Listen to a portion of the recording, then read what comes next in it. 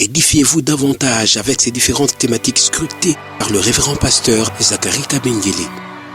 Les 7 images de l'influence du chrétien dans le monde, le 7 fois de l'accomplissement de toutes choses, de la partie 1 à la partie 3, quel temps fait-il à l'horloge des dieux pour l'humanité? Délivré de l'esclavage pour servir l'Éternel, de la partie 1 à la partie 7. La résurrection du Seigneur Jésus-Christ. Les événements eschatologiques, de la partie 1 à la partie 10. Ce qui entre en toi détermine ce qui est en toi. La double portion, de la partie 1 à la partie 5. Retrouvez-nous également sur toutes les plateformes de réseaux sociaux. Zacharie Kabengele, nouvelle cité de David. YouTube, Zacharie Kabengele à Bible ouverte. Que Dieu vous bénisse encore abondamment. Wapendwa, Bwana mibariki tena kwa utele. Une fois de plus, Mara tena 2022. mwaka 2022. Amen. Amina. Plus de réussite, Mwaka wa kuweza, plus de succès, ya kufaulu, plus de prospérité, mwaka ya maendeleo, plus de victoire. zaidi ushindi, Toujours par la puissance de l'Esprit de Dieu. mpaka kwa uwezo wa Roho wa Mungu. Dieu n'est pas obligé Mungu ashurutishwe d'attendre absolument le 1er janvier kungojea tarehe ya kwanza Januari pour révéler la continuité de son œuvre. juu ya kufunua maendeleo ya kazi yake. C'est pourquoi bien avant la fin de 2021, Na ni vile mbele ya mwisho ya mwaka 2021 le Seigneur nous avait déjà mis sur son chemin Bwana alikuwa alishatuweka munjia yake pour nous rappeler juu ya kutukumbusha que son esprit est constamment à l'œuvre. ya kwamba roho wake kila wakati, kila saa na kila siku iko natenda, Et que l'œuvre qu'il est en train d'abattre na kazi yenye iko natenda dans l'église, dans nos vies, ndani ya kanisa, ndani ya maisha yetu doit se poursuivre, itapasha kuendelea, car il n'y a aucune puissance qui peut l'arrêter. kwa sababu hakuna uwezo ingine inaweza kuizuiza. Amen, bien-aimé dans le Seigneur. Amina. C'est pourquoi tu as l'obligation Ndio kwa sababu unashurutishwa de croire kuamini dans ton esprit, bien ndani sûr, ya roho yako hakika, dans ton cœur, na ndani ya moyo wako que la volonté parfaite de Dieu, ya kwamba mapenzi kamilifu ya Mungu elle demeure, inadumu, elle n'a pas changé. haiyabadilika. Même si des situations peuvent résister, Hata kama mambo mbalimbali naweza kukankamana, même si elles peuvent se multiplier, hata kama inaweza kujumlika, mais la volonté parfaite et souveraine de Dieu demeure. lakini mapenzi kamilifu na sio kutegemea ya mtu ya Mungu inadumu. Cette volonté, Mapenzi hiyo c'est que ni tu kusema vives dans la joie, upate kuishi ndani ya furaha, dans la paix, ndani ya salama, que tu réussisses dans les études, dans le travail, dans les affaires. uweze mu masomo, mu kazi, mu Volonté biashara de Dieu, na uweze mu mambo mbalimbali. c'est de voir Mapenzi cette ya Mungu alliance de la bénédiction ni kuona agano ya baraka continuer à opérer dans ta maison, iendelee na kutenda ndani ya nyumba dans yako, ta vie, dans les vies de tes mu enfants, maisha ya watoto yako na yako, de tes parents, de tes frères et ya sœurs. wazazi yako na wanduku yako na wadada yako.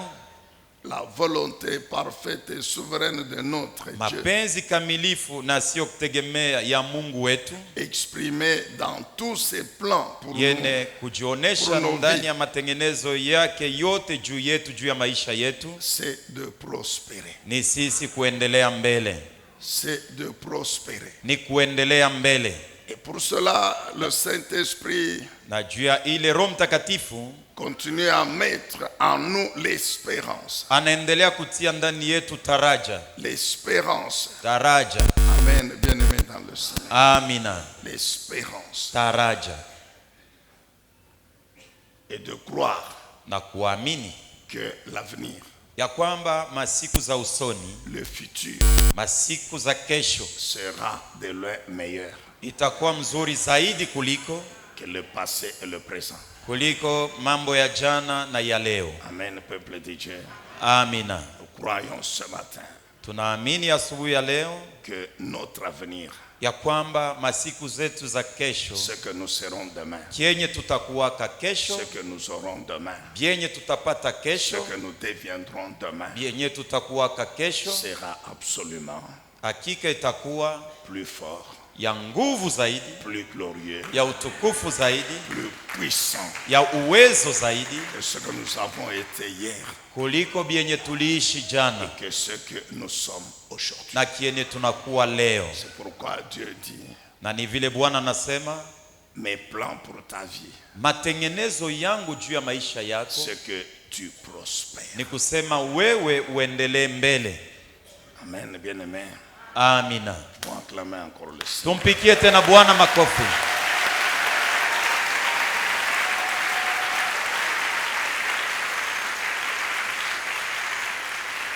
Donc nous étions en train de dire ceci, Alafu tulikuwa tukisema hivi, que Dieu n'attend pas absolument le 1er janvier Mungu aongoje yake tu tarehe ya kwanza Januari pour révéler juu ya kufunua l'œuvre qu'il compte poursuivre. kazi yenye anapenda kuendelesha. C'est pourquoi depuis, je crois, si vous êtes attentifs depuis 1 mois, Na ni vile kama mnakuwa wasikilivu, kunakuwa karibu mwezi mzima, le Seigneur nous avait convaincus Bwana alituhakikisha qu'il va continuer ya kwamba ataendelea ce que nous aimons appeler l'œuvre miraculeuse de sa puissance, yenye tunapendaka kuita kazi ya muujiza ya uwezo celle de wake, son Esprit Saint. ya Roho Mtakatifu wake. Il va la poursuivre. Ataendelesha hayo. C'est ainsi que la pensée maîtresse Na ni vile wazo kubwa demeure Psaume 60 verset 14. inadumu kuwa Zaburi 60 mstari wa 14. Avec Dieu, Pamoja na Mungu nous ferons des exploits tutatenda maishara, parce qu'il écrasera tous ceux qui vont s'opposer. kwa sababu yeye ataponda wale wote watapingana. Avec Dieu, Pamoja na nous Mungu serons victorieux tutakuwa washindaji, parce que kwa sababu c'est lui qui combattra pour nous. ni yeye atatupikia C'est lui vita, qui va continuer à mener le combat pour ni nous. yeye ataendelea kutupikia vita, C'est lui qui va continuer à écraser les ennemis. ni yeye ataendelea na kuponda maadui. Avec Dieu, Pamoja na Mungu nous agirons vaillamment. tutatenda kwa ushujaa, Nous agirons vaillamment. tutatenda kwa ushujaa, Parce que c'est lui qui nous donne cette kwa force sababu ni yeye anatupatia nguvu pour agir, juu ya sisi pour kutenda, combattre, juu ya kupika vita, pour travailler. juu ya kutumika. Amen, bien-aimé dans le Seigneur. Amina. Vous pouvez allonger la liste. Unaweza Vous kuongeza vile vyote exprimer cette unataka. pensée de plusieurs manières. Unaweza kuisemea hii wazo manamna achana achana, Mais l'objectif principal de Dieu demeure lakini kifukuzio katikati ya Mungu kinadumu: la réussite, kuweza, le succès, kufaulu, la prospérité, maendeleo, la victoire. ushindi. Amen, bien-aimé dans le Seigneur. Amina. Et nous le répétons encore aujourd'hui. Na tunaisema tena na leo, Il ne peut pas en être autrement. haiwezi kutendeka au kuwa namna ingine. Pourquoi? Juu ya nini? Tout simplement Kwa parce sababu que tu c'est sa volonté. ni mapenzi yake yeye, Sa volonté mapenzi yake pour tout temps. juu ya kila nafsi. C'est une volonté de Dieu permanente. Ni mapenzi ya Mungu ya kila wakati, ya kila sana, ya kila siku. C'est ça ce qu'il veut pour nous. Njo kenye anatutakia sisi, Et c'est pourquoi na njo kwa sababu nous devons rentrer encore dans Jérémie 29, tunapasha kurudia katika kitabu ya Yeremia le 29 verset 11. shairi yake ya 11. Jérémie 29, verset 11. Yeremia 29 mstari wa 11. Amen, bien-aimé dans le Seigneur. Amina. Nous avions dit quand vous remontez le verset 11, Tulisema ukipande juu ku ile shairi ya 11 toujours dans ce chapitre, mpaka musura moja moja, Dieu encourage Mungu son peuple Mungu anapatia changamoto watoto yake qui est captif dans un pays étranger. wanakuwa wafungwa katika nchi ya kigeni, Mais Dieu l'encourage lakini Mungu anawapatia changamoto à pouvoir se construire hivi wajenge leur propre maison. nyumba yao wenyewe, Se construire leur propre maison. kujijengea manyumba yao Donc wenyewe. Dieu leur révèle sa Basi volonté. Mungu anawafunulia mapenzi Il ne yake, veut pas hapendi qu'ils soient esclaves wawe watumwa de leur bailleur ya wa manyumba qui kwenye sont wanakuwa na déjà leur maître. banakuwa benye kubatawala zamani. Est-ce que vous comprenez ça? Unaelewa vile? Dieu veut qu'ils ne dépendent pas de leur maître pour Mungu manger, pour vivre. apende wategemee watawala wao juu ya kula na juu ya C'est ainsi kuishi, qu'il leur dit, travaillez na les ni hivyo champs, anawaambia mulimeni mashamba, plantez des jardins, muoteshe mabustani, mangez les fruits de vos champs. kuleni matunda ya shamba lenu, Ne dépendez de personne. musitegemee watu wengine. C'est à un peuple qui est captif Ni bantu beko batumwa que bafungwa, Dieu donne ses instructions. jo benye Mungu anapatia Et il agizo, rassure son peuple qu'il est avec lui. na anahakikishia watoto yake ya va kwamba le iko pamoja na soutenir. atawasaidia, Et Dieu dit, vous devez vous imprégner de cela. na anawaambia njoo inapasha kuwa mawazo yenu, Parce que votre captivité va durer 70 ans. kwa sababu kifungwa kyenu kitachukua miaka 17, Ça va durer 70 ans. itabeba miaka 17. C'est pourquoi vous devez vous préparer. Ndio kwa sababu unapasha kujitayarisha. Amen, bien-aimés dans le Seigneur. Amina. S'il a dit ça à un peuple captif, Kama aliambia wafungwa mambo kama hii, que dire de nous qui sommes libres dans kasema notre nini propre juu ya pays? sisi tunakuwa tuko huru maisha yetu? Amen, bien-aimés dans le Seigneur. Amina. Ce pays qui est très grand, Inchi hii iko kubwa, qui est potentiellement très riche. kwa hazina ina mali kubwa. Ce pays qui a de l'espace Hii inchi kuna mafazi achana achana, pour que tout citoyen de ce pays ait sa parcelle et sa maison. juu kila mkaaji wa inchi hii awe na lupango yake, awe na mpango yake. Nous n'habitons pas un petit pays Sisi hatuishi muinchi kidogo où il faut absolument des bâtiments en étage parce qu'il n'y a pas l'espace pour une parcelle. kule, Pour que tafadhali chacun ait sa parcelle. kuwe majengo ya magorofa hivi, hakuna fazi juu kila mtu apate fazi ya Ce kuikalia. pays est très grand. Hii inchi iko kubwa Il zaidi y a suffisamment de l'espace na kuna fazi yenye kutosha pour faire des milliards d'hectares, juu ya kuwa na Des maekta champs. mamiliadi na mamiliadi ya kulima mashamba, des fermes, kuwa na fazi ya kuchungia banyama, pour que chaque citoyen juu kila mkaaji ait sa parcelle awe na lupango yake avec sa maison na dedans. nyumba yake alishajenga ndani. Et pas des parcelles de 8 mètres sur 5. Hapana tule tumalupango tudogo zaidi, No. hapana. Une parcelle où tu construis la maison Mulupango kama unajenga mo et nyumba tu as de l'espace. na unabakia nafasi mnene, Il y en a dans ce pays pour tout citoyen. iko ako mu hii inchi juu ya kila mkahaji mkongomani ote. C'est ça la volonté de Dieu. Ndio mapenzi ya Mungu, Alors, basi qu'il l'accomplisse. atimize. Alléluia. Amina, Amen, bien-aimé. amina.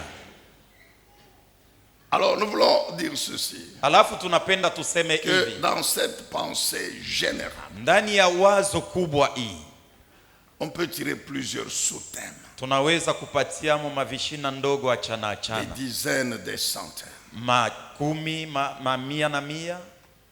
Alléluia. Amina. On peut retenir par exemple l'action combinée de Dieu avec ses enfants que nous sommes. Tunaweza kubebamo tendo ya pamoja ya watoto wa Mungu na Mungu, sisi C'est une tunakuwa watoto action wake. combinée entre Dieu et de ses enfants. Tendo yenye watoto wa Mungu na Mungu wanakuwa wanatenda pamoja. Bien sûr, il est écrit, nous ferons des exploits. Ndiyo imeandikiwa, Ile pamoja question na Mungu d'exploit. tutatenda maisha. Ni kusema Il est question d'exploit, kuna mambo ya maishani, mais il est aussi question de Tena. cette action vaillante, d'agir vaillamment. Ni ile tendo ya ushuja, ya kutenda munamna ya ushuja. Il est bien sûr question de l'intervention de Dieu. Hapa banasemea kutenda kwa Mungu. Il est question du combat, du conflit Banasemea spirituel. juu ya vita inayokuwa ya kiroho. Vous pouvez allonger la liste. Unaweza kuongeza vitu vingine. Alléluia. Amina. Amen, bien-aimé. Amina. Pour aujourd'hui, Juu ya leo, l'action combinée tendo ya pamoja de Dieu avec ses enfants. ya Mungu pamoja na watoto wake. L'action combinée de Dieu avec ses Tendo enfants. ya pamoja ya Mungu na batoto Et yake. ça, nous le retrouvons encore dans cette expression avec Dieu. Na ile tunajikuta katika tamko inaitwa pamoja na Mungu. Rappelez-vous, peuple de Dieu. Kumbukeni watoto wa Mungu. Nous avions expliqué un peu Tulifasiria kidogo cette action combinée de Dieu avec nous. C'est ça. ile tendo ya kutenda pamoja na Mungu na sisi watoto wake, Qui se trouve dans l'expression avec Dieu. inapatikana katika tamko pamoja na Mungu.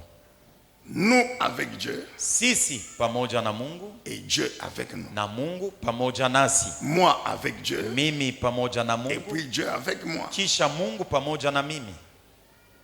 Pouvons-nous encore nous rappeler ceci ce matin? Tunaweza sisi sote kukumbuka tena hivi asubuhi ya leo Que Dieu agit ya kwamba Mungu anatendaka avec ceux qui croient en lui. na benye kumwamini yeye. Tu sais que même Hébreu dit, Na ni ile Waebrania inasema il faut que celui qui s'approche de Dieu, tafadhali mwenye kumkaribia Mungu qu'il croit en son esprit, aaminie ndani yake que Dieu existe. ya kwamba Mungu yuko. Amen, bien-aimé dans le Seigneur. Amina. Bien-aimé, la Bible dit Mpendo wa Biblia inasema que hivi, Satan croit que Dieu existe. Il Shetani- peut ne pas croire. na yeye anaamini ya kwamba Mungu yuko kwako. Anaweza kuamini au kukosa kuamini. Ce fut un ange qui était avec Dieu au ciel. Alikuwaka malaika, alikuwaka na Mungu mbinguni. Satan n'a pas oublié que Dieu existe. Shetani asaulike ya kwamba Mungu yuko kwako. Les démons n'ont pas oublié que Dieu existe. Mandemona- Les démons savent que Dieu Mandemona abasaulike existe. ya kwamba Mungu yuko kwako, balisha kujua sema Mungu yuko kwako. Ils savent bien. Banajua vizuri. Ils sont convaincus, ce n'est pas qu'ils doutent, non. Wanahakikishwa sio ya kwamba beko na shaka, hapana. Mais il n'y a que l'homme Lakini ni paka mwanadamu qui s'emploie à refuser l'existence de Dieu. anajitahidi kutafuta kukataa ya kwamba Mungu ekalakeko. L'homme en soi, en lui-même, Mtu mwenye ndani yake qui n'est rien face au diable, face aux démons. ana hata na nguvu mbele ya shetani, mbele ya mandemona. Satan et ses démons croient que Dieu existe. Shetani na mandemona wake wanaamini ya kwamba Mungu eko kwako. Mais l'homme Lakini mtu refuse de croire que Dieu existe. anakatala kuamini ya kwamba Mungu yuko.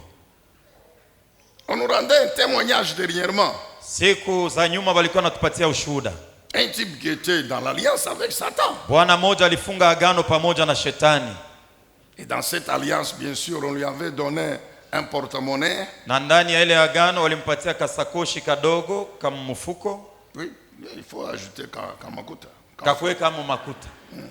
Porte-monnaie. Kasakoshi kale kaloko kakuweka mu mfuko kakuweka mu makuta. En fait, attendez, les francs ici. Un franc congolais. Oui, les Makuta, c'était au niveau, à l'époque du Zaïre ou bien des francs. On parlait des Makuta, non? C'est à l'époque. Il est ça ya zamani makuta. Ce n'est pas le franc. Tu as oublié? Non, ce n'est pas le franc. C'est pas les francs. Non, non. Un likuta, un makuta à l'époque. C'est Ah. pas le franc. Non. Ok, Les bingolongolo et consorts. d'accord. Très bien. Mais vous comprenez, Shimnaelewa. le porte-monnaie, Kale kasakoshi c'est là kakutilia où on met makuta. l'argent. Ni mule banatiliaka mu franc. Alors, Satan lui avait donné un porte-monnaie, Shetani alimpatia kasakoshi kavile. puis il avait une chaîne. Na alikuwa alishakuweka kwa mnyororo. Et il y avait une femme démon qui lui amenait de l'argent régulièrement. Kulikuwa mwanamke mmoja ndemona alikuwa anamletea franga kila wakati. Suivez bien ce témoignage. Pateni vizuri hii ushuhuda. Un jour, son ami lui dit, allons à l'église. Siku moja rafiki yake anamwambia twende kukanisa. Ils sont venus. Il a accepté. Anaitika vanakuwa kukanisa.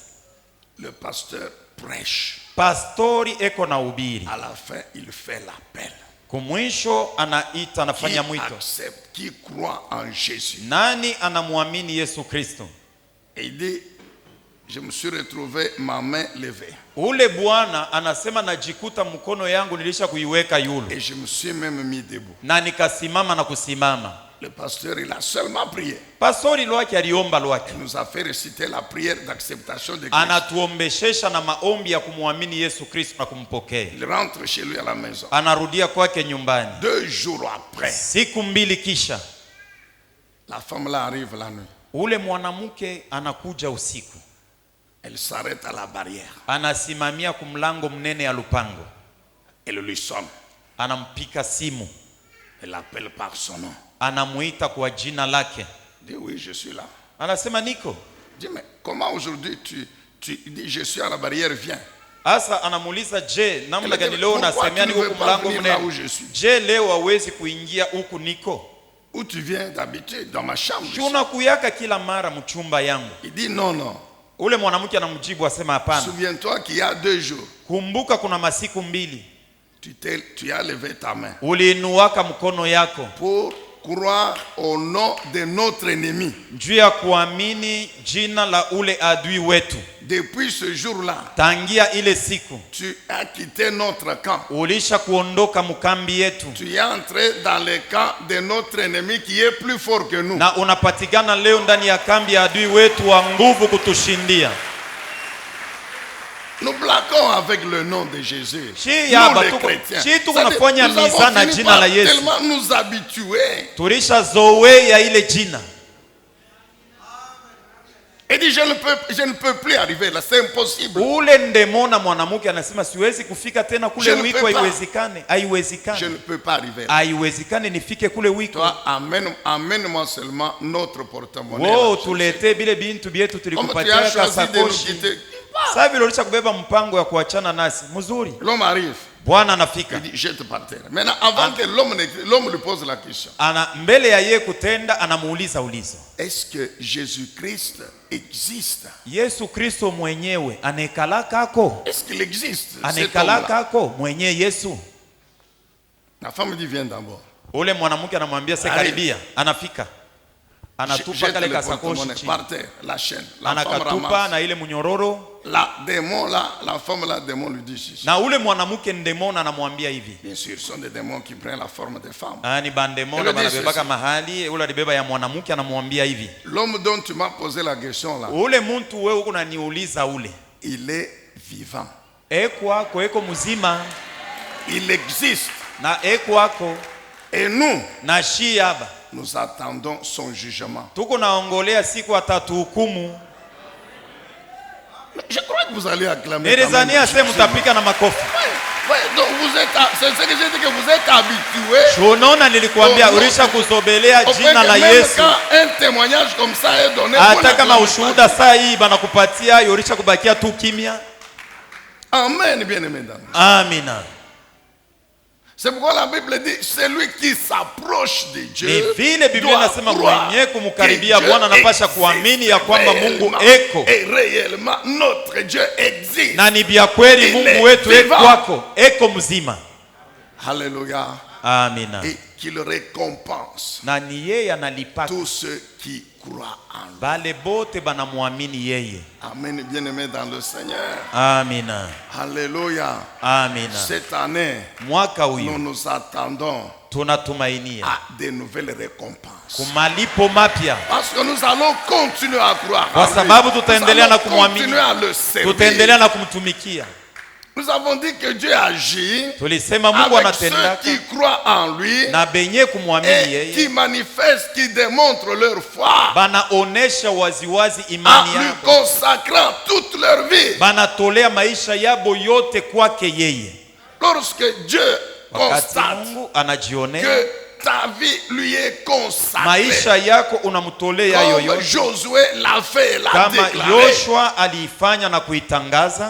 Dieu ne peut que te récompenser. Peut-nous mettre Josué 24 verset 15. Écoutons encore ce que cet homme dit aux Israélites. Il rappelle aux Israélites que notre Dieu, il a accompli toutes ses promesses. Quand vous lisez le verset qui précède, si vous allez vous allez par exemple dans Josué 23. Kama unaenda katika Yoshua 23, il leur dit ceci. Anawaambia hivi. Toutes les bonnes paroles. Misemo yote nzuri. Toutes les promesses. Malako yote. Que l'Éternel Dieu vous a faites. Yale Bwana alimiahidia nini? Il les a accomplis toutes. Alitimiza yote. Il n'y a pas une seule qui n'a pas accompli. Hakuna ahadi hata moja ilibaki bila kutimilika. Dites-moi, sasa mniambie, cette promesse ahadi que Dieu a faite à Israël, Mungu aliahidia Israeli, qu'il n'a pas accompli, dites-moi. Akuitimize, mniambie hiyo. Il les a accomplis. Yote aliitimiza. Alors c'est pourquoi vous avez l'obligation kwa sababu de le servir. Kumutumikia. Vous avez l'obligation de le servir. Kumutumikisha. Alors c'est ainsi qu'on va au chapitre 24. Na ni hivi sura 24 mstari wa 15 anawaambia hivi, s'il vous plaît de servir l'Éternel, na hata mtumikie Bwana kama mwe amupende kumtumikia, muchague leo. S'il vous déplaît, si vous ne voulez pas kama amupende mwe kumtumikia, alors choisissez les dieux, chagueni Mungu ule auquel vous allez continuer à rendre un culte. Ule mtendelea na kufanizia ibada. Les faux dieux que vos ancêtres ont adorés de l'autre côté. Mungu wa bongo ile babu zenu baliabudu ngambo ingine. C'est allusion faite à Abraham. Anasema juu ya Abrahamu. Ou ceux des Amoréens. Ale wa Amori. dont vous habitez le pays. Mwenye mnapangia mainchi. Mais quant à moi, Josué. Lakini juu yangu mimi Yoshua. Et à ma maison. Na nyumba yangu mimi. Ma famille. Jamaa yangu. Nous servirons l'Éternel. Tutamtumikia Yawe. Amen, bien-aimé. Amina. C'est très profond ça. Ni ya uketo sana. Donc cet homme, ce n'est pas le jour qu'il a dit ça qu'il a commencé à servir. Aina ile siku alitangaza hii mambo njoo alianza kumtumikia. Depuis son jeune âge. Tangu alikuwaka kijana. Josué, sa vie était consacrée à Yoshua l'œuvre maisha de Dieu. yake alikuwa alisha kumtolea yo Mungu. Tout jeune, il était le chef de l'armée d'Israël. Kijana mtoto kidogo alikuwa mkubwa wa jeshi la Israeli. Dans le désert. Ndani ya jangwa. Fidèle à Moïse. Mwaminifu kwa Musa. Et à Dieu. Na kwa Mungu. Ça c'est une conclusion de sa vie. Hii ni kufunga mambo ya maisha yake. Il voulait leur dire. Alipenda kuambia. Depuis. Tangia zamani. Moi. Mie. Toute ma famille. Na jamaa yangu yote. Consacrée. Tuko benye kujitoa juu ya kumtumikia Bwana. C'est-à-dire, il n'y a rien qui appartient à ma famille. Nikusema hakuna kitu kia jamaa yangu. Il n'y a rien qui nous appartient. Hakuna kitu kile tunasema ni kietu shie. Que nous pouvons refuser à Dieu. Na kienye tunaweza kumuima Mungu. Rien. Hakuna. Amen, bien-aimé dans le Seigneur. Amina. Alléluia. Amina. Bien-aimé, nous avons dit ceci. Tulisema hivi.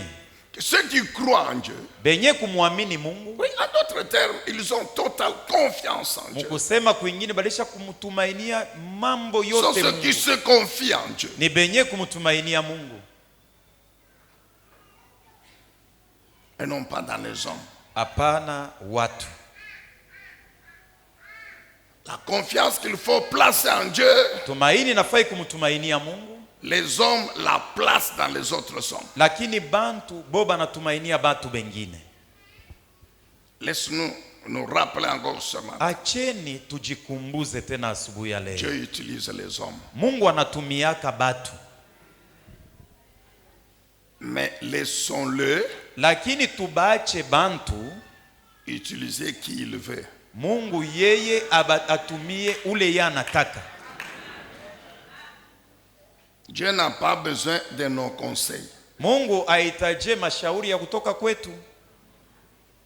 Dieu n'a pas besoin que nous l'informions. Mungu atake wewe kwe umujulishe que l'argent que je te demande là ya kwamba franga hii Mungu niko na kuomba est dans la poche de ces frères là. Iko mfuko ya ule ndugu ule. Alors touche-le. Sasa umuguse. Dieu n'a pas besoin que nous l'informions. Mungu atake tumujulishe que le secours que j'attends de toi, ya kwamba msaada yenye natumainia kwako, c'est cette sœur là. Ni ule dada. Non. Hapana. C'est pourquoi je vous ai dit. Jo kwa sababu nilikuambia. De déchirer. Pasula. Toutes les listes là. Vimakartasi benye ulishaandika manjina ya bantu na manamba. cha kuandika. Unakumbuka tena mse ule ndi Si msabu tu es venu encore ce matin avec la liste, kama ulikuwa tena asubuhi ya leo na hapo kuna ile daftari yako ile, déchire la maintenant. uipasule hapa sasa, pasula hiyo.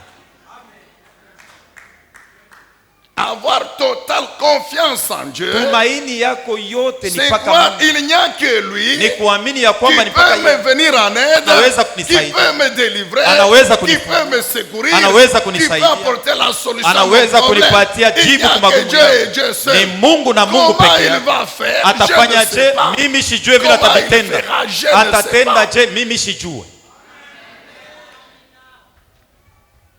C'est Jérémie 17, Yeremia 17 7 à 8. ni yeye. Et nous avons 7 à 8. 7 mpaka 8. Jérémie chapitre 17.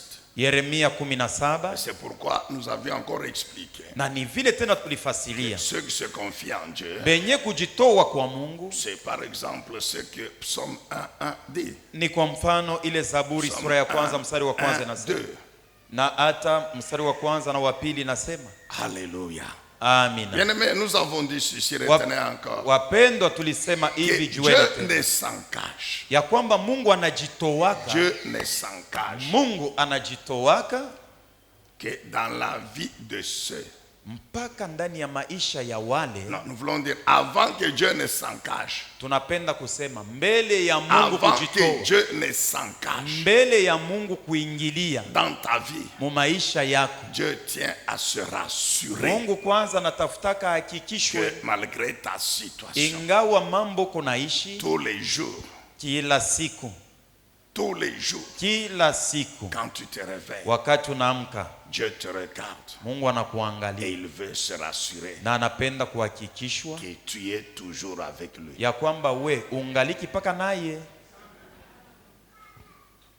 Que tu es toujours avec lui. weye ungaliki paka naye.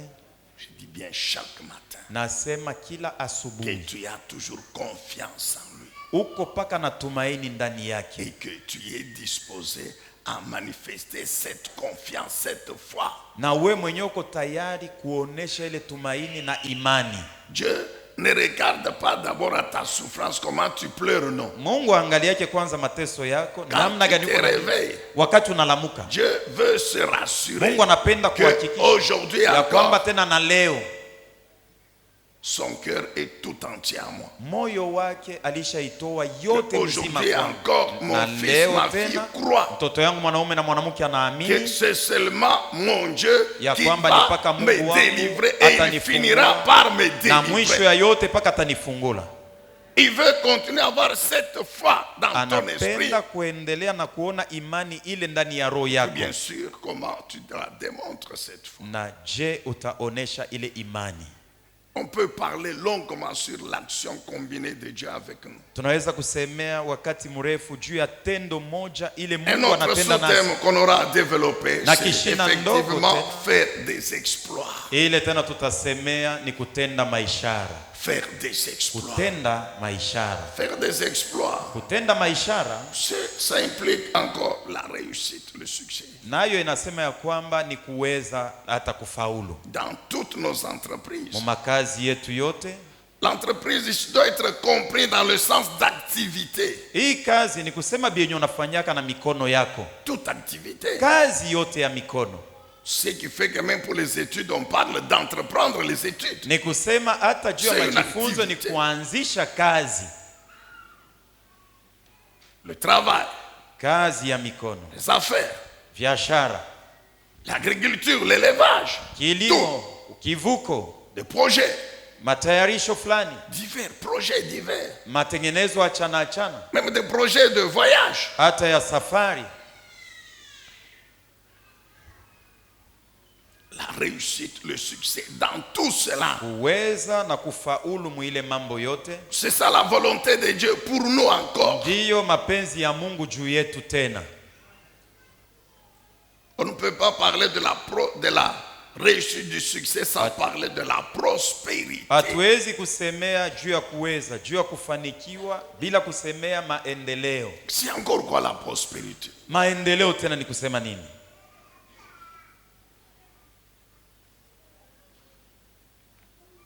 Là, on parle de prospérité, kama tunasemea maendeleo, d'abord prospérer c'est acquérir des richesses. Kwa kia kwanza kuwa mwenye maendeleo ni kuwa na mali na utajiri. Acquérir des richesses. Kuwa na maendeleo ni kuwa na utajiri. Des richesses spirituelles. Utajiri wa kiroho. Ah oui. Ndio. C'est le premier niveau même de la prospérité. Ndio kipimo kenye kia kwanza kia maendeleo. C'est sur le plan spirituel. Ni muhali ya kiroho. Acquérir des richesses sur le plan spirituel. Kupokea mali muhali ya kiroho. Les bénédictions spirituelles. Mabaraka ya kiroho. Dans Ephésiens 1 verset 3 parle. Ile wa Efeso sura ya kwanza mstari wa 3 naongea. Ces richesses là spirituelles. Ile utajiri yote ya kiroho. Des richesses matérielles. Mali ya vitu vya kuishi navyo. Des richesses matérielles. Mali ya vitu vya kuishi navyo. Les biens matériels, l'argent. Vitu vya kupapasa, fedha. Qui ont comme source Dieu. Chemchemu yabyo byote ni Mungu. Et c'est ça d'ailleurs la véritable bénédiction. Na ndio baraka yenyewe ya kweli. Parce que à quoi sert-il à un homme? Kwa sababu itamsaidia nini mtu? D'avoir beaucoup d'argent. Awe na fedha mingi. Avec beaucoup de biens matériels sur cette terre. Na mali na vitu vya kupapasa hapa pa dunia. Mais pendant que lui-même est vivant, wakati ye engaliki mzima, vous allez voir, il n'en jouit pas tellement. Afaidikie ebyo byote vile et sa famille ne jouit pas tellement. Na jamaa yake habifaidikie vile nastahili.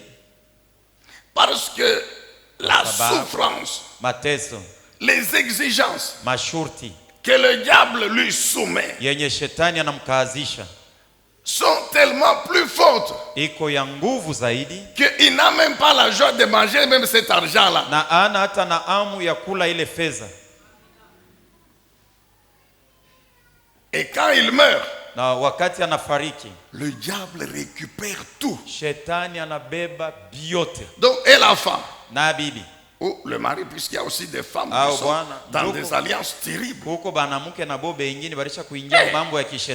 la mort là, ni le conjoint qui est resté, ni les enfants, personne ne jouit de ça. Parce que le diable va tout détruire. C'est ça sa récupération. Il détruit tout.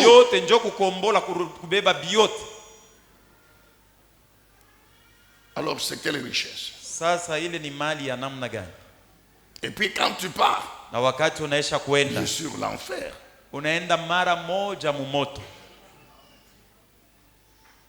Mais notre Dieu, lakini Mungu wetu, amen bien-aimé, amen, quand ça vient de lui, kama binatokea kwake, ça ne s'accompagne d'aucun chagrin. Haibisindikizwe na huzuni hata moja. Quand ça vient de lui, nasema kama binatoka kwake, ça ne s'accompagne d'aucun chagrin. Haibisindikizwe na magumu hata moja. Même après votre mort, hata siku wote kufaka unako tena, les tiens que tu as laissés vont continuer à lakini bako bale wote acha batendelea na kubifaidi. Dieu va faire encore plus pour tes enfants. Na Mungu atatendelea tena batoto yako Dieu tena zaidi. Multiplier encore plus. Mungu atajumlisha tena zaidi. Salomon, David était riche. Daudi alikuwa mtajiri. Mais Salomon, son fils, lakini Solomon mwana wake, Dieu l'avait rendu de loin plus riche que son père. Mungu alimtajirisha zaidi kushindia na baba yake. Alléluia. Amina. Amen, peuple de Dieu. Amina. C'est pourquoi quand vous lisez la Bible, na ni hivi wakati tunasoma Biblia, il est écrit que la prospérité, imeandikiwa maendeleo, c'est la récompense que Dieu donne aux justes. Ni malipo Mungu analipa mwenye haki. Qu'on nous mette un peu Psaume 25, je crois. Zaburi 25 nazania. Psaume 25 versets 12 et 13. Mstari wake wa 12 hadi wa 13. C'est la récompense que Dieu donne à ceux qui sont avec lui. Ni malipo yenye Mungu analipa benye kuwa pamoja naye. À l'homme qui révère l'Éternel, qui sert l'Éternel, qui adore l'Éternel. Kwa mtu mwenye anafunua Bwana na mtumikia Bwana, l'Éternel lui montre la voie qu'il doit suivre. Bwana anamuonesha njia mwaye kutembelea. Quand Dieu te montre la voie, wakati Mungu anakuonesha njia, c'est que absolument il y a une bénédiction sur cette voie. Pale muile njia muko baraka. Dieu ne peut pas te faire marcher sur une voie Mungu hawezi kutembesha munjia moja où il y a la malédiction, mwenye mnakuwa lahana, où il y a la défaite, mwenye mnakuwa kuanguka. Non, où il y a l'échec, non. Kwenye kunakuwa kuanguka hapana. Quand Dieu me met sur un chemin, wakati Mungu ananitia njiani, je suis assuré na hakikisho que je serai béni, ya kwamba nitabarikiwa, que je vaincrai, nitashinda, amen, que je vaincrai, nitashinda.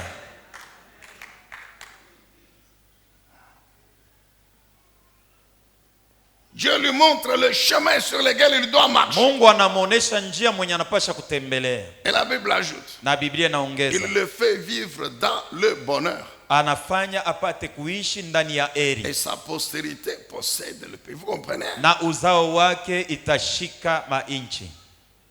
Donc même si tu n'as rien laissé. Hata kama ukubachie kintu. Même si tu n'as rien laissé. Hata kama ukubachie kintu. Mais puisque tu as servi l'Éternel. Kwa sababu wewe ulikuwa unamtumikia Bwana. Dieu va bénir ta postérité. Mungu yatabariki uzao wako. Dieu va bénir tes enfants. Mungu atabariki batoto yako. C'est ce que la Bible dit. Joki yenye Biblia inatuambia ni Biblia. C'est la vérité. Ni Biblia. Donc la prospérité c'est la récompense. Maendeleo inakuwa malipo. Cette richesse que Dieu donne comme récompense. Ni utajiri mwenye Mungu anapana kama malipo. À ceux qui le servent au juste. Kwa benye banakuwa namutumikia benye haki. À ceux qui sont avec lui tous les jours. Benye banekalaka naye kila siku. Nous parlerons encore tutasemea tena de cette action vaillante, un autre sous-thème. Juu ya ile tendo ya ushujaa inakuwa kishina tena ndogo. L'action vaillante. Tendo ya ushujaa. La Bible dit avec Dieu nous agirons vaillamment. Biblia inasema pamoja na Mungu tutatenda kwa ushujaa. Avec Dieu j'agirai vaillamment. Pamoja na Mungu nitatenda kwa ushujaa. Bien-aimés, wapendwa, cette promesse ahadi hii n'est pas pour les paresseux. Haina njuu ya bavivu. N'est pas pour les faiblards. Haina njuu ya waregevu. N'est pas pour les peureux. Haina njuu ya watu waoga. N'est pas pour les pleurards. Haina ya bale bakuriaria na penye hapana hata pakuria. Les plaintifs. Bale bakunungunika paka mie.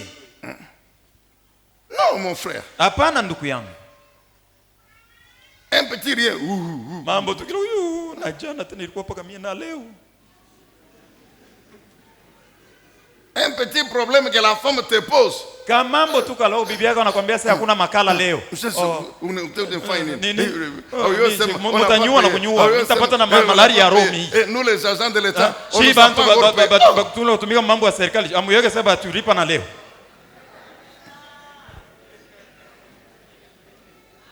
On t'a dit seulement que la farine est terminée. Bana kuambia sema bunga bunaisha. Tu veux que je fasse quoi? Sasa kama bobu bunaisha mimi nifanye nini? Nitapiga bunga. Mimi ndio minoteri. Mimi.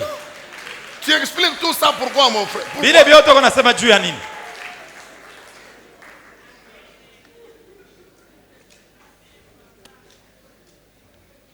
Maintenant, lorsqu'elle va te répliquer en disant, maintenant tu veux que je demande à qui? Tu vas dire quoi? Sasa kama nakuambia unataka niombe nani mwingine utamwambia nini? Sasa nyende mbalabala nishimamishe bantu. Moi ici mon mari est incapable de donner la farine. Bwana yangu abaya muripa na leo munisaidie kwa bunga bunaishi. À l'époque quand on avait le bulletin de paie. Ile wakati kulikuwa karatasi ile ya kuonesha sema malipo ni fulani njoo anaitosha na mfuko sasa hiyo yangalia wewe. Tu connais non? Chuna yu. Comptons. Sasa tuhesabu. La semaine passée c'était comme ça. Juma jana shiriko yaka bwingi fulani. Fais les calculs. Sasa hesabia pale tulitosha mo na leo ingariki ipote. Amen, bien-aimé. Amina. Sois courageux mon frère. Uwe na hodari ndugu yangu dada yangu. Sois courageux. Uwe na hodari. C'est ça la vie, sois courageux. Kama maisha vile dekalaka, kuwa na hodari.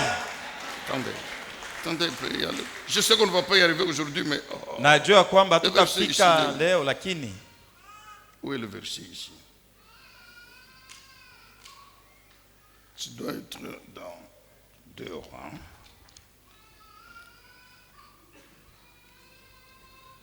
Oui. Qu'on nous met de 1 Roi chapitre 2.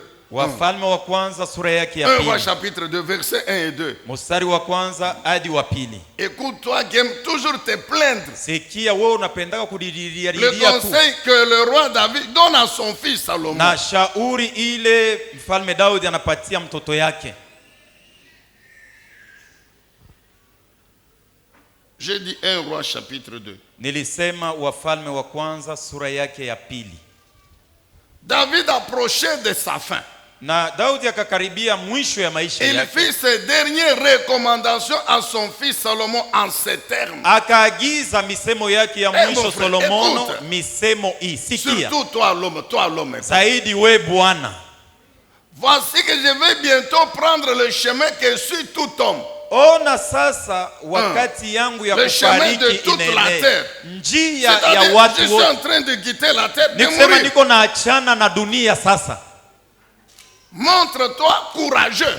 Bakia kuwa mtu wa hodari. Sois courageux. Na uwe na hodari. Et conduis-toi en un homme. Sois un homme, mon frère. Na tembea sa mwanaume na ukue mwanaume. Non, ça je me te fais. Qu'est-ce que je vais faire?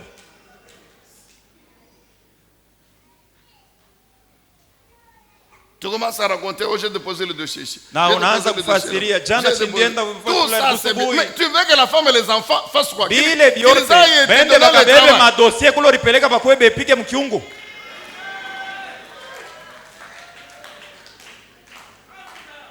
Sois un homme. Uwe mwanaume. C'est ce que David dit à son fils. Sois un homme. Daudi yako namwambia mtoto yake Solomono uwe mwanaume. Salomon ici n'a pas 30 ans. Salomono hayaenesha umri ya miaka 13. Quand son fils, son père lui dit sois un homme. Wakati baba yake uko namwambia kuwa mwanaume. Amen. Amen. Les sœurs sont contentes. Bale badada ba mama banafurahi sana. Asema anabafika. Mon frère, c'est comme ça.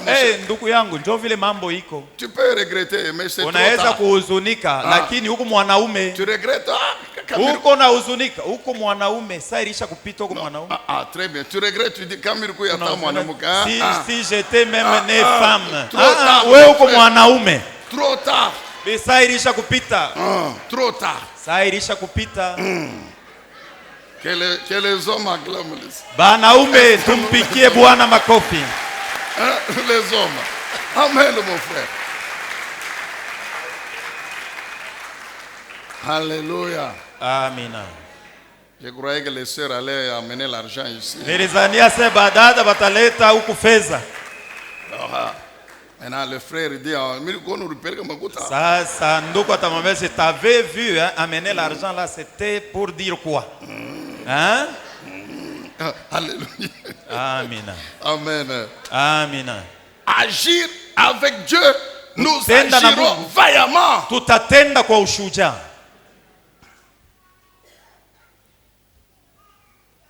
Qu'on nous mette un peu Psaume 44. Mututilie Zaburi 44. Le verset 7. Shairi ya 7. Psaume 44 verset 7. Zaburi 44 mstari wa 7. Le psalmiste dit je ne compte pas sur mon arc. Sur mon épée. Anasema mishitumainie mupanga na pindo langu. C'est pas mon arc mon épée qui va me sauver, non. Haina pindo wala mpanga yangu au mshale taniokoa, hapana. Je compte sur l'Éternel. Namtumainia Bwana. C'est toi, oh Dieu, qui nous délivre de tous nos ennemis. Ni wewe Bwana unatutosha mikono ya maadui wetu nos adversaires. Na unafinika na aya wapinzani wetu wote. Non, mettez 1 Samuel 14. Utuwekee Samueli wa kwanza 14. 1 Samuel, ici Dieu est toujours là. Hapa Mungu yuko pakamu. Samueli wa kwanza 14. Hapa mbele tuko nasema juu yetu shibenye. 1 Samuel 14:6. Samueli wa kwanza 14 mstari wa 6. C'est Jonathan, nous avions parlé de Jonathan. Ni Jonathan, si tulisema tena juu ya Jonathan. Ce jeune homme dit ceci à son serviteur. Huyu kijana mwanaume yuko naambia hivi mtumishi wake. Viens et attaquons le port de ces circoncis. Tushambulie kambi ya watu wasiotairiwa. Peut-être l'Éternel agira-t-il en notre faveur. Saa zingine Bwana atatenda munamna mzuri. Rien ne l'empêche de sauver par un petit nombre aussi bien que par un grand nombre. Kwa sababu hakuna kitu kinamzuiza aokoe watu na watu wengi hata na watu kidogo. Suivez très bien peuple de Dieu. Fateni na utaratibu watoto wa Mungu. Jonathan croit dans son esprit anaamini ndani ya roho yake que lui et son serviteur ya kwamba yeye na mtumishi à deux ils peuvent battre toute une armée de Philistins. Boba wili banaweza kuwina jeshi ya Filistini. C'est ce qu'il veut que son serviteur croit. Nani ili anapenda mtumishi wake apate kuamini. Lève-toi, allons. Simama twende. Attaquons ces gens. Twende tushambulie hawa watu. Le serviteur était quand même étonné. Nazania mtumishi wa Jonathan toi et moi seulement nous allons attaquer toute une armée. Wili tukashambulie kambi. C'est alors qu'il lui dit allons. Nani hivi anamwambia twende. Accompagne-moi. Unisindikize. Car Dieu kwa sababu peut délivrer anaweza par un kufungula petit nom comme par un na grand nom. watu kidogo hata na Comme watu pour wengi. dire, Kama kusema Dieu il est derrière nous. Mungu yuko nyuma yetu. Dieu il vient au secours. Mungu anakuwa kwa kusaidia. Dieu attend que je me lève. Mungu anaongojea mimi nisimame. Alors lève-toi avec moi, allons. Simama pamoja na mimi twende. C'est alors qu'il avait donné le signe. Na ni vile aliwapatia alama. Il dit, écoute mon serviteur. Anasema sikia Si mtumishi. ces gens-là nous disent, Kama hawa watu arrêtez-vous là-bas. Musimamieni Nous paka allons pale. vous rejoindre. Tutakuwa kule. Alors ce sera un signe que l'Éternel n'est pas avec Ni nous. alama ya kwamba Mungu ana. Mais s'ils nous disent kama montez vers nous, kujeni kwenye tuko, c'est que l'Éternel nous soutient. kusema Bwana eko pamoja nasi. Donc il veut dire ceci. Anapenda kusema hivi. Que pour que l'Éternel Juu Bwana se lève ainuke derrière toi, akwe nyuma yako, soit avec toi, awe na il pamoja faut na que wewe. toi tu fasses le premier pas. Tafadhali ufanye hatua ya kwanza. Que tu prennes quand même l'initiative, mon Na frère. wewe uweko na mawazo ya vya wewe Que tu kufanya. prennes la décision dans ta tête que les choses Ubebe doivent mpango changer. mu mawazo yako ya mambo ile unataka kufanya. Les choses doivent changer Na cette vitu année. vinapasha Les choses kugeuka doivent hii changer. mwaka. Ici dans la maison ici ça doit changer. Munyumba Dans yangu ma hii vie, bintu ça vyote doit vinapasha changer. kugeuka, Dans mon mumpishi travail, vinapasha ça doit kugeuka. changer. Maintenant, qu'est-ce Yote que vinapasha kugeuka. Maintenant, qu'est-ce que je dois faire pour que ça Sasa change? tafanya Tu es en je train juu de ibadilike. réfléchir. Uko Tu es en nafikiri. train- Et puis tu pries le Kisha Seigneur. unamuomba Quand je te dis Bwana. que le Saint-Esprit Na ni vile viendra Roho pour Mtakatifu te dire atakuja, non, non, non, njoo non. kuambia hapana. Ici ça ne va pas. Hapa C'est biende. ici que tu dois faire. Unapaswa Ok. kufanya kitu Si fulani. Jonathan Kama et Jonathan son serviteur, na mtumishi si wake. Jonathan ne s'était pas Kama levé, Jonathan Dieu akusimama. n'allait pas envoyer les anges pour aller combattre. Mungu Non. akupasha kutuma bamalaika bakabakumbanie bo, hapana. Si David Kama Daudi n'avait pas décidé dans son esprit hakubebake mpango qu'aujourd'hui, ndani ya roho yake moi ya je kwamba vais combattre cet homme ici, wakati Goliath. tapika vita huyu bwana Goliati. On ne parlerait jamais de David et Goliath. Daudi na Goliati leo apashe Mais kumsungumzia. Dieu était toujours là. Lakini Mungu alikuwa paka pale. C'est quand David Ni wakati Daudi a pris la décision dans son alibeba esprit. mpango ndani Il a yake, cru que non, non, mais Dieu. aliamini ya kwamba anasema J'ai Mungu souvenu qu'Ambrose Dieu était avec moi. anakumbuka Mungu shalikuwa nasi Dieu, wakati Dieu peut fulani. aussi. Mungu Comprenez? eko wako. Donc Dieu peut, Dieu peut. Mungu anaweza Alors, na mimi. Dieu veut ça pourquoi? Mungu anapenda ile juu ya nini? Dieu veut se cacher derrière nous. Mungu anapenda kufichama nyuma yetu. Dieu ne veut pas paraître. Mungu apende yeye Mais il kuonekana. veut que nous, ses enfants, nous paraissons. Lakini anapenda sisi watoto yake tuonekane. Goliath voyait David. Goliathi alikuwa anamuona Daudi. Les Philistins voyaient David. Wafilistini walikuwa wanamuona Même, Daudi. même le roi là, Saül, les Na autres. mfalme Voyait- Sauli na voyait maaskari un jeune wengine homme. balikuwa naona mtoto kidogo, kijana mwanaume. Mais David ne se voyait pas lui devant Goliath. Lakini Daudi hakukuwa najiona yeye mbele ya Goliathi. David croyait que c'est moi, mais c'est l'Éternel qui va tuer cet homme. Daudi alikuwa anasema ni mimi, lakini ni Yawe njoo C'est ataua huyu pourquoi bwana. il lui a dit, c'est le nom de l'Éternel qui est ma force. Na ni hivi alimwambia, ni jina la Et Yawe c'est ndio nguvu c'est yangu. ce nom qui va t'abattre. Na ni ile jina njoo itakuua Je wewe. viens devant toi avec le Nakuja nom de mbele yako na l'Éternel. jina la Yawe. Mais il faut que tu crois. Tafadhali uamini. Il faut que tu crois Tafadhali uamini et que tu le démontres. na upate kuionesha À ce moment-là, le waziwazi. Saint-Esprit, il est Na là. ni C'est lui qui pale Roho agit. Mtakatifu atakuwa kutenda. Quand Dieu dit, c'est moi qui combattrai. Wakati Mungu anasema ni mimi nitapika vita. Mais Dieu ne dit pas qu'en ce moment-là, reste dormir. Na pale Mungu akwambia sema wewe lala lwako bushingishi. Quand la Bible dit, c'est Dieu qui nous fait réussir. Wakati Biblia inatuambia ni Mungu Ça anatuwezesha. ne veut pas dire quand tu arrives au cours, tu dors. Pendant qu'on enseigne, toi, tu dors. Haina kusema kama wewe unaingia tu masomo paka hivi paba unalala Tu es en bushingishi train- peko tu es en unafundisha train de ulicha dormir, kulala. en train de dormir. Ulicha tu kulala lwako. Tu rentres à la maison, tu ne répètes rien. Tu, tu Unarudia ne na cherches kunyumba. pas à comprendre. Ausome autake kuelewa bile balikuwa nafasiria masomo. Et puis le jour de l'examen, tu pries, tu dis, Seigneur, révèle-moi les réponses. Kesha siku ya mtihano unaanza kumwambia Mungu, nifunulie majibu pale ni ngapi? Amen, amen, amen. Amina. Agis vaillamment, mon frère, sois courageux. Tenda na Sois ushujia, courageux. uwe na uodari. Prends des décisions. Beba Prends mipango. des initiatives par le Saint-Esprit. Uwe na mawazo Lève-toi, ya vyawe agis, kufanya na mon frère. msaada wa Roho Mtakatifu na Mungu atatenda. Évite les plaintes. Hapana paka Évite les kulialia. pleurs. Hapana paka kilio. Avec Dieu, Pamoja na Mungu nous agirons vaillamment. tutatenda na ushujaa, tatenda. Alléluia. Amina. Terminons par la vie est un combat. Tunamaliza na kusema ya kwamba maisha ni vita. La vie est un combat. Maisha ni vita. Bien-aimés, nous le savons, qu'on ne vous trompe pas. Wapendwa, tunajua bashikudanganya. Tous les jours. Kila siku. Tous les jours. Kila siku. Nous sommes confrontés. Tuko na pambana.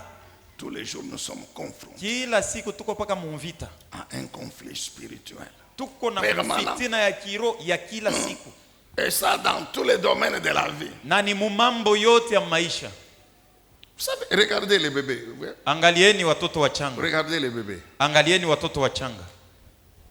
Si un bébé kama mtoto mchanga ne décide pas dans son esprit abebe mupango ndani ya roho, ndani ya mawazo yake, je dois cesser de ramper, miye napasha kuacha mambo ya kuendelea paka na kukalaba, je dois me mettre debout et marcher comme tous les gens. Napasha kulamuka nishimame nitembee, sababu bantu bote niko naona beko natembea. Il voit que son grand frère marche. Anaona mkubwa yake mwanaume beko natembea. Il voit que sa mère marche. Anaona mama yake beko natembea. Alors, comment moi je vais continuer? Je mimi niko paka wakutambala. C'est qu'un jour il se ndio siku nyingine na yeye anabamba kwa kitu anashimama. Il tient comme ça. Anabamba kitu anashimama. Il tient lui-même, il tient. Yeye mwenyewe anashimama anabamba. Puis il commence à marcher. Anaanza kutafuta. Et puis un jour lui-même, c'est lui-même. Siku nyingine ni paka yeye mwenyewe. Même si vous l'apprenez comment marcher, hata kama unamfundisha je unauza trotteuse dans son esprit que je dois marcher, il ne marchera pas. Ndani yake asema mimi sitatembea, hata tembea. C'est le bébé. Ni mtoto mchanga. C'est un être humain. Ni mtu. Ouais, c'est un être humain. Si ni mtu. Lui-même il décide que je dois. Yeye mwenyewe anabeba mpango hapa na mimi nitaanza kutembea. Jopo anaanza kunanipanda naanguka, analamuka. Analamuka, anaanguka, yeye. Puis un jour, non. Kisha siku nyingine yeye ule bwana na yeye anatembea. Anatembea. Quand son grand frère vient pour le prendre, il pleure, il kama mkubwa wake anakuja kubeba, mimi nadia hapana, mimi wangu sina tena kubeba beba, mimi napasha na mimi kutembea. Amen. Amina. Maintenant les bébés. Sasa mtoto mchanga. Le bébé. Mtoto mchanga. Il sait que ça c'est aussi un combat. Anajua kwamba ina yo ni vita na yo ya maisha yangu napasha kutembea. Sipashe paka niko paka wa kuikalaka chini. Toujours derrière le dos de maman. Paka pa mkongo ya mama banaweka mkikwembe. Kiba. Napasha kutembea. C'est son combat. Ni vita yake yeye. Mais pour le vaincre je dois même. Anasema napasha kufanya nguvu nishimame bwima nitembee. Maintenant toi. Sasa we. Déjà un adulte avec la barbe. Mkubwa na ndevu. Amen, église. Amina. Alors nous disons ceci. Tunasema hivi. La vie, maisha est un combat. Ni vita permanent. Ya kila siku na kila wakati. Oui, c'est un combat. Ni vita ya kila siku na kila wakati. Tous les jours confronté à un conflit. Kila siku napambana na fitina. Et Dieu il est un grand stratège. Na Mungu ni mfundi mkubwa. Dieu, Mungu. Donc il n'y a que le jour qu'il viendra pour nous prendre. Ni paka ile siku yeye mwenyewe atakuyaka juu ya kutuchukua. Qu'il va aussi retirer Satan. Njo atamtosha na shetani mwenyewe. Mais comme le jour là n'est pas encore venu. Sasa vile ile siku yake yenyewe haiyafika. Shetani na yeye kwako. Ils sont là. Yeye kwako na mandemona. Satan toujours avec sa puissance là. Shetani paka na ile uwezo yake. En train de livrer la guerre à l'homme. Eko napika vita mwanadamu. Et surtout aux chrétiens, puisque les chrétiens sont ses grands ennemis. Njo anajua sema bakristo njo baadui bake bakafukafu. Alors retenons ceci, on va y revenir prochainement. Alafu tushike hivi tutarudia siku za usoni. Ce conflit spirituel fitina hii ya kiroho commence toujours par une bataille intérieure. Inaanzaka na ukomvi ya ndani. Par une bataille intérieure. Na ugomvi ya ndani. Tu dois comprendre que tu dois d'abord remporter cette bataille-là. Unapasha kuelewa ya kwamba kia kwanza unapasha kushinda ule ugomvi ule. C'est cette bataille que l'apôtre Paul nous décrit quand il écrit au Romains chapitre 7 verset 23. Na ni ile mtume Paulo anatuambia, anaandikia Waroma 7:23. Romains 7 23. Waroma 7:23. C'est vrai. Anasema ni kweli. Je décide. Nabeba mpango de faire le bien. Ya kutenda mema. Je décide de faire le bien. Nabeba mpango ya kutenda mema. Bien sûr d'agir conformément à la parole de Dieu. Kusema kutenda kulinganishwa na mapenzi. C'est elle qui nous montre le chemin du bien. Ni yonjo inatuonesha njia bitu bizuri. C'est cette loi là. Ni ile sheria qui relève de la parole de Dieu. Inakuwa neno la Mungu.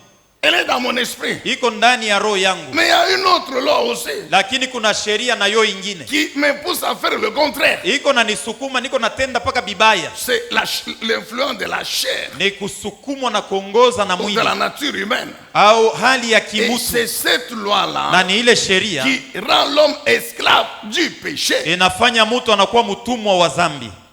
Alors c'est ainsi que l'homme. Na ni vile mtu il veut bien. Anapenda lwake. Ne pas convoiter. Ashipende kutamania. Mais quand ses yeux regardent. Lakini kama macho yake naangalia. La nature humaine, la chair. Hali ya kimutu mwili.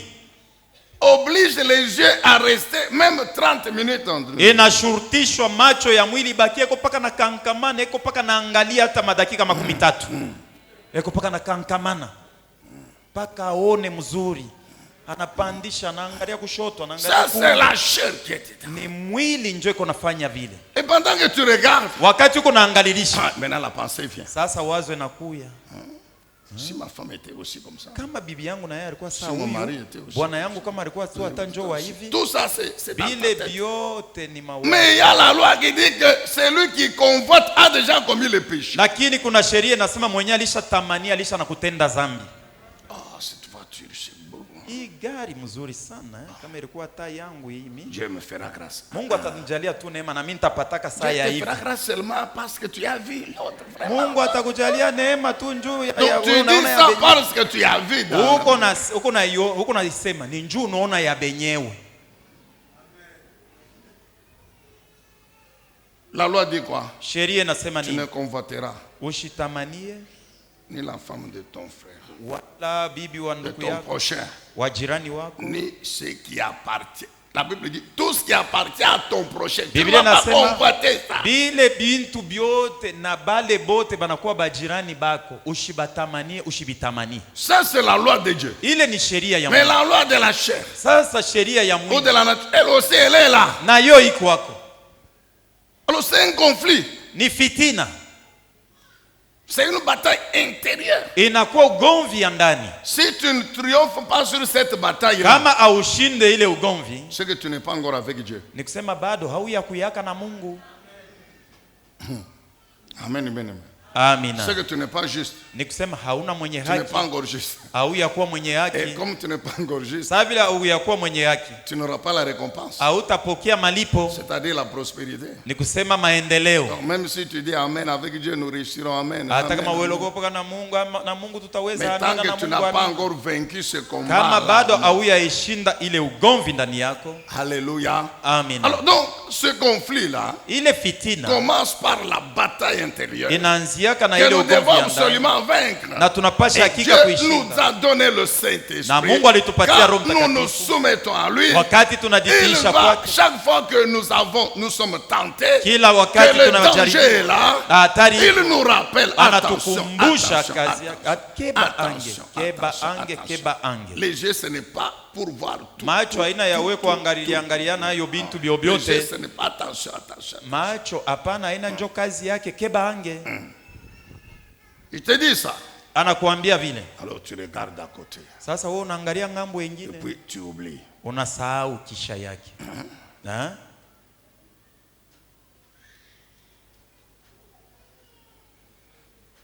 Quand on a vaincu ce combat-là, kama unashinda ile ugomvi, maintenant on est qualifié pour continuer la vie à vaincre. Sasa unastahili juu ya wewe kuendelea na kushinda. C'est un conflit que nous menons avec des armes spirituelles. Ni fitina yenye tunapika vita ile na masilaha ya kiroho kwa sababu ni ya kiroho. Il est mené par des puissances spirituelles. Inapikwa na ile mawezo ya kiroho inatupika vita. Nous les menons avec des armes spirituelles. Nasi tunaipika ile vita na masilaha ya kiroho. Contre les ennemis spirituels. Tunapika ile vita bale baadui ba kiroho. Nous menons le combat tunapika vita avec les armes spirituelles na masilaha ya kiroho contre les ennemis tunapingana na baadui ba kiroho. Alors maintenant, sasa on pose la question. Wanauliza ulizo. Oui, les ennemis sont spirituels. Sasa baadui bogo ba kiroho. Maintenant, comment vous envoyez toujours le feu sur les sorciers? Je mwe mnatupiaka baloji moto. Qui a déjà vu les démons avec les yeux comme ça? Nani alisha kuonaka mandemona na macho yake hivi? Ou bien le diable? Au shetani? Non. Le diable n'est pas obligé de venir en chair et en os. Shetani ashurutishwe akwe aonekane mbele ya batu mumwi. Bandemona bashurutishwe bakwe beko naonekana. Ils savent très bien banajua mzuri qu'il y a des hommes et des femmes sur la terre uko banaume na banamuke pa dunia qui sont disposés à nous aider dans le combat contre beko les tayari chrétiens, kubasaidia mu vita. Ils savent, Satan et les barisha démons kujua shetani na mandemona barisha kujua. Il y a des hommes sur la Huko bantu pa dunia terre pale qui sont disposés à nous aider. beko bolo abo tayari kutusaidia. Ce sont les sorciers. Njo baloji Ce sont les satanistes. ni bale bafanyakazi ba kumtumikia shetani. C'est ça. Si njo bale. Amen, bien-aimé. Amina. C'est vrai. Ni kweli. Nous combattons le diable. Tuko napika vita Le shetani. diable, il agit avec les hommes. Shetani sheko natumika pamoja na batu.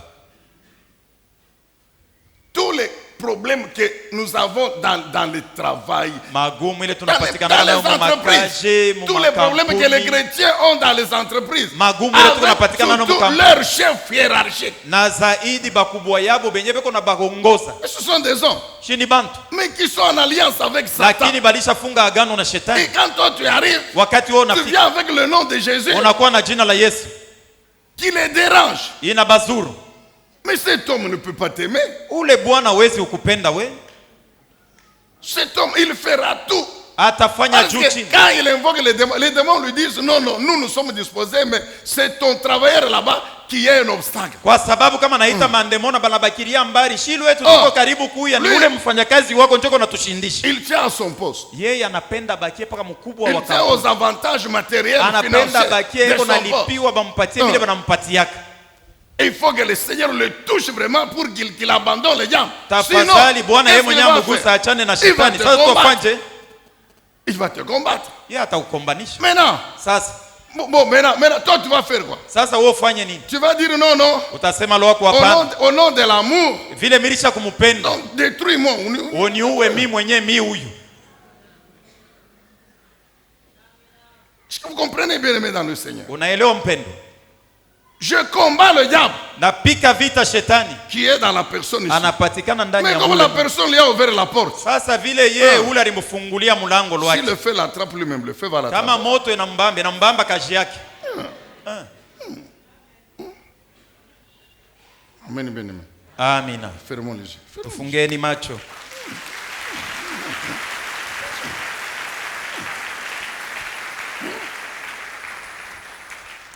Édifiez-vous davantage avec ces différentes thématiques scrutées par le révérend pasteur Zacharie Kabengele. Les 7 images de l'influence du chrétien dans le monde, le 7 fois de l'accomplissement de toutes choses, de la partie 1 à la partie 3, quel temps fait-il à l'horloge des dieux pour l'humanité? Délivré de l'esclavage pour servir l'Éternel, de la partie 1 à la partie 7. La résurrection du Seigneur Jésus-Christ. Les événements eschatologiques, de la partie 1 à la partie 10. Ce qui entre en toi détermine ce qui est en toi. La double portion, de la partie 1 à la partie 5. Retrouvez-nous également sur toutes les plateformes de réseaux sociaux. Zacharie Kabengele, Nouvelle Cité de David. YouTube, Zacharie Kabengele à Bible ouverte.